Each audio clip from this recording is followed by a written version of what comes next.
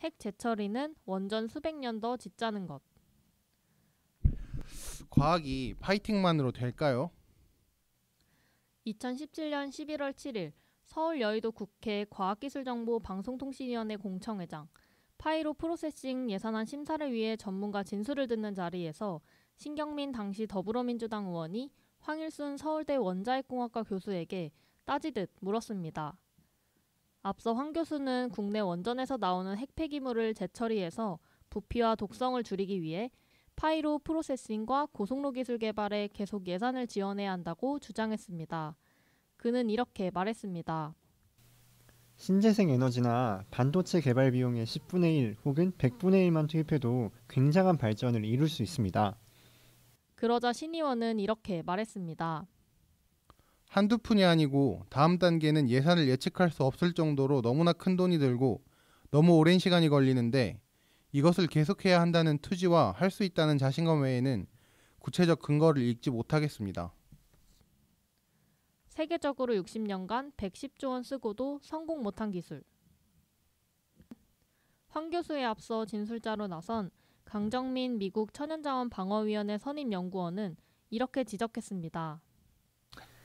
지난 60여 년간 세계적으로 110조 원 이상을 투자했는데도 고속로를 상용화, 본격 활용한 나라가 없습니다. 일본과 프랑스조차도 상용화 가능 시기를 2050년 이후로 보고 있습니다. 일본 도쿄대학에서 핵물리학 박사학위를 받을 때 연구 주제 중 하나가 파이로 고속로였다고 밝힌 강 연구원은 이렇게 덧붙였습니다. 연구를 하면 할수록 경제성, 환경적 측면, 핵 확산성, 시큐리티 등의 문제가 많아 최소한의 연구 외에 실용화나 상용화에 대해서는 반대 입장을 계속 취해왔습니다. 한국원자력연구원은 사용 후 핵 연료의 양을 20분의 1로, 처분작 면적은 100분의 1로, 방사성 독성은 1000분의 1로 줄일 수 있다고 말하지만 자세한 내막을 보면 이런 주장은 많은 부분 거짓이거나 가정입니다. 그는 만일 방사성 독성을 1000분의 1로 줄이겠다면 고속로로 초우라늄을 조금씩 반복해서 태워야 하는데 고속로 수명은 40년에서 50년밖에 안 되기 때문에 수백 년간 이를 계속 지어야 한다고 지적했습니다. 또한 강 연구원은 비용 문제도 강조하며 이렇게 말했습니다.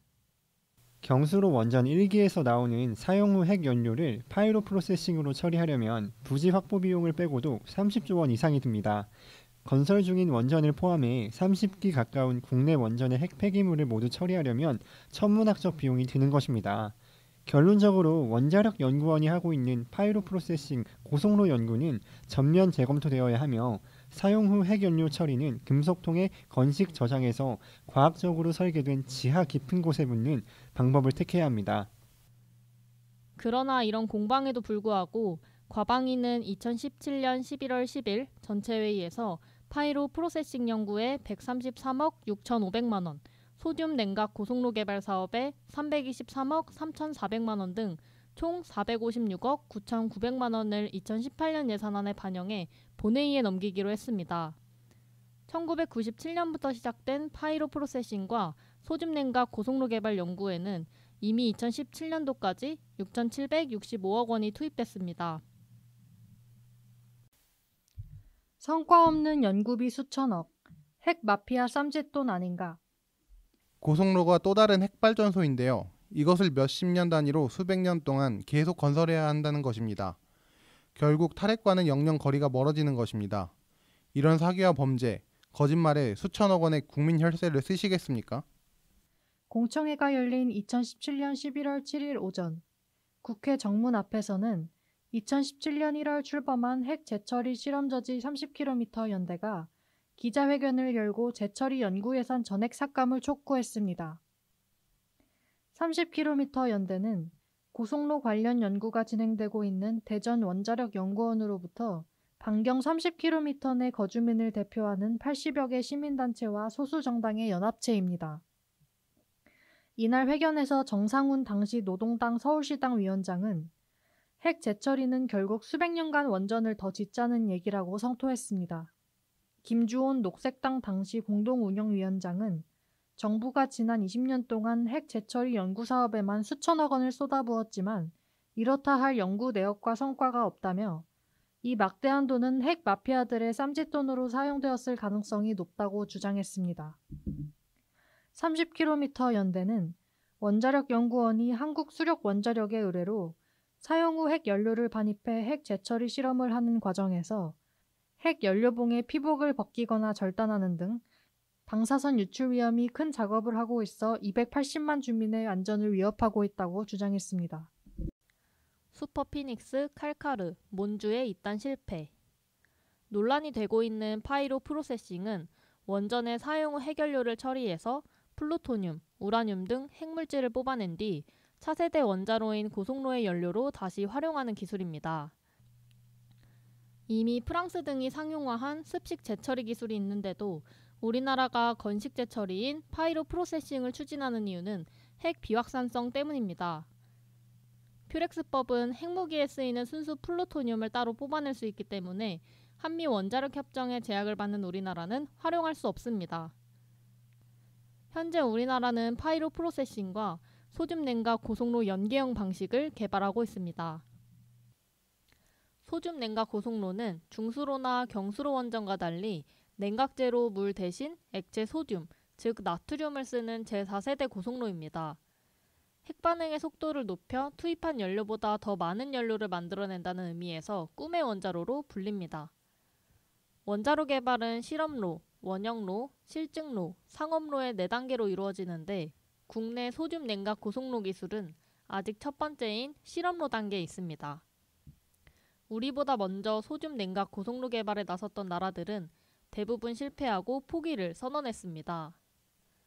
한국원자력연구원의 후행 연료주기 정책 방안을 위한 기초연구 보고서 등 국내외 연구에 따르면 미국은 1963년 고속로 페르미 1호를 완공했지만 가동 3년 만에 연료 다발 손상과 소듐 화재가 발생, 1972년 폐쇄했습니다.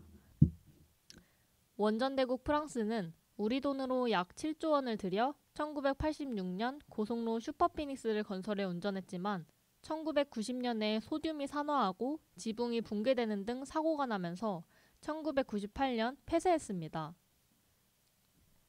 일본은 핵무기를 갖지 않은 나라 중 유일하게 재처리 정책을 추진 고속증식로 몬주를 개발했습니다. 1985년 착공에 약 1조엔을 투입한 뒤 1995년 8월 가동을 시작했지만 3개월 만에 소듐 누출로 화재가 발생하면서 가동이 중단됐습니다. 이후 14년 6개월 만인 2010년 5월 시험 가동이 재개됐으나 8월에 핵연료봉 교환 장치가 원자로 내부에 떨어지는 사고가 나면서 또 정지했습니다.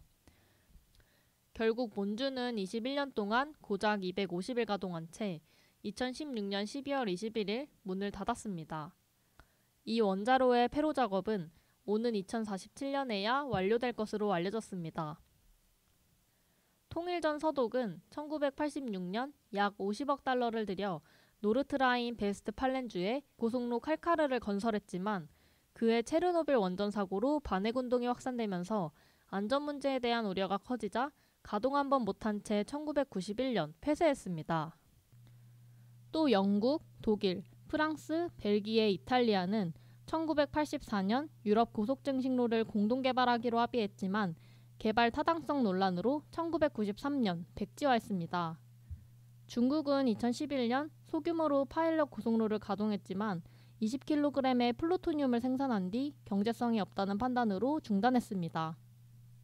이처럼 여러 국가들이 소듐 냉각 고속로를 포기한 주된 이유는 냉각제인 소듐의 잦은 누출 사고입니다. 소듐은 열 전달력이 뛰어나 원자로 가동력을 한층 끌어올릴 수 있지만 공기와 닿으면 화재가 발생하고 물과 닿으면 폭발이 일어나는 치명적 약점을 갖고 있습니다. 취약점 개선됐다. 핵 재처리 고집하는 원자력계. 우리나라 원자력계는 이런 상황에서도 파이로 프로세싱과 소듐 냉각 고속로 개발 의지를 고수하고 있습니다. 원자력연구원 소듐 냉각 고속로 개발사업단 박원석 사업단장은 2017년 11월 6일 단비뉴스 전화 인터뷰에서 이렇게 말했습니다. 그동안 실패한 나라들의 사례를 통해 고속로의 취약점을 보완했습니다. 지금 우리나라에서 연구 중인 소듐 냉각 고속로는 소듐이 흘러가는 배관을 이중으로 설계해 누출 가능성이 적고 배관 밖은 질소로 채워 소듐이 이중 배관을 뚫고 누출된다고 하더라도 산소와 반응할 일이 전혀 없습니다. 송종순 조선대학교 원자력공학과 교수는 2017년 9월 4일 단비뉴스 전화 인터뷰에서 재처리의 필요성을 강조하며 이렇게 말했습니다. 사용 후 핵연료를 지하 등에 직접 처분하면 방사능이 사라지는데 10만에서 100만 년이 걸리지만 재처리를 하면 그 기간이 1000년으로 줄고 처분해야 할 핵폐기물의 양도 굉장히 줄어듭니다. 그는 또 재처리를 하면 우라늄 등 원료 수입 비용이 줄어들기 때문에 에너지 안보를 확보할 수 있다고 덧붙였습니다. 그러나 박종훈 동국대 원자력에너지시스템공학과 교수는 재처리에서 생긴 플루토늄을 연료로 쓰면 천연 우라늄을 농축해서 바로 쓰는 것보다 훨씬 비싸기 때문에 경제성이 없다고 반박했습니다. 또 재처리를 위한 고속로 건설비가 경수로 원전 건설비보다 2배 비싸다고 덧붙였습니다.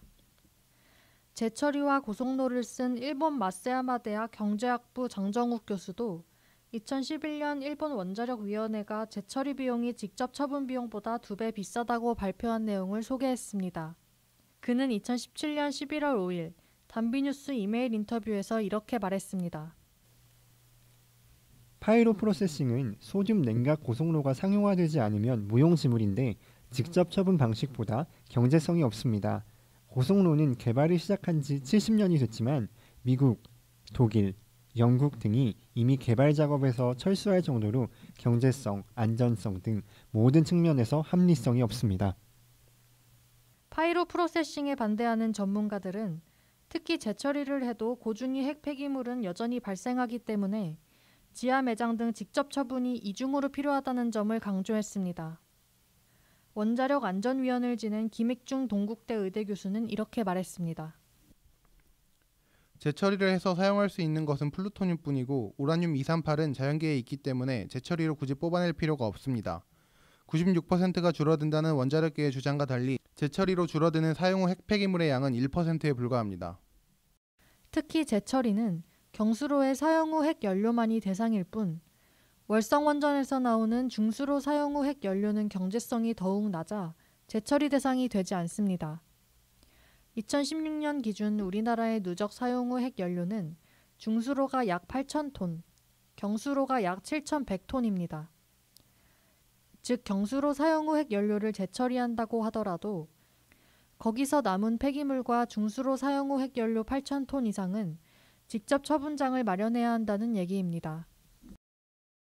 재처리 연구 포기하고 연구 처분장 제대로 찾아야. 김익중 교수는 재처리 연구비는 모두 고준위 방패장 부지 선정과 관련된 기초 연구, 기술 연구로 돌려야 한다고 주장했습니다. 그는 전 국토를 대상으로 지질 조사를 실시해 연구 처분장 부지를 과학적으로 찾을 것을 제안했습니다.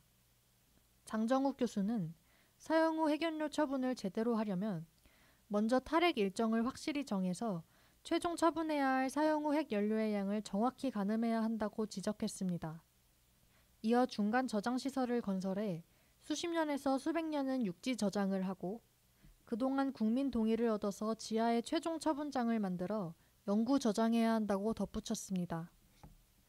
핀란드와 스웨덴 두 나라는 모두 부지 선정 과정에서 국토 전역을 대상으로 한 지질 조사와 주민 의견 수렴, 지방의회 동의 등의 단계를 거쳤습니다.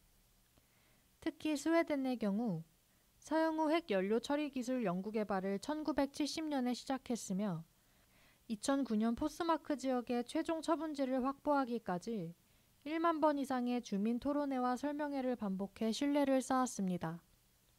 2022년 1월 스웨덴 정부는 포스마크 지역 사용 후 핵연료 최종 처분장 건설 계획을 최종 승인했습니다.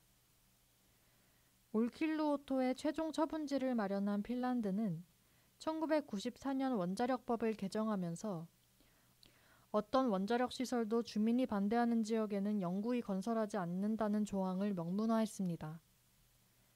핀란드는 방패장 부지 선정 과정에서 지자체의 의견을 적극 반영했고 사업 주체인 포시바는 주민들에게 적극적으로 정보를 공개하고 소통했습니다. 환경운동연합 안재훈 탈핵팀장은 이렇게 말했습니다. 최종 처분장을 짓기에 적합한 안반을 찾는데도 충분한 조사와 연구가 필요하고 조사 결과를 주민들에게 투명하게 공개해 설득하는 시간도 충분해야 합니다. 경주에 중저준위 핵폐기장을 지을 때처럼 경제적 지원을 미끼로 주민들의 경쟁을 부추겨 부지를 선정하는 것이 아니라 안반의 적합성과 주민 수용성을 최우선으로 고려해야 합니다. 파이로 프로세싱과 고속로 기술 개발이 문제되자 정부는 2017년 12월 연구개발 재검토위원회를 구성했습니다. 재검토위는 관련 연구를 2020년까지 수행한 다음 이후 지속 여부는 한미 원자력 연료 주기 공동 연구 경과와 기술 성숙도 진전에 따라 재판단할 것을 권고했습니다. 이후 2021년 7월 한미 공동 연구 결과를 정리한 보고서가 발간되면서 검토위는 관련 연구를 계속해야 한다는 권고안을 과학기술정보통신부에 다시 제출했습니다. 이에 2021년 12월 27일 과학기술정보통신부는 사용 후 핵연료 처리 기술을 위한 연구 개발을 재개하기로 결정했습니다. 과기부는 단기적으로 원천 기술 확보에 주력하고 중장기적으로는 연구 성과와 국내 사용 후 핵연료 관리 정책을 고려하여 실증, 상용화 연구 여부를 추후 검토할 계획이라고 밝혔습니다. 이 계획은 원자력진흥위원회 10회 회의에서 의결돼 최종 확정됐습니다.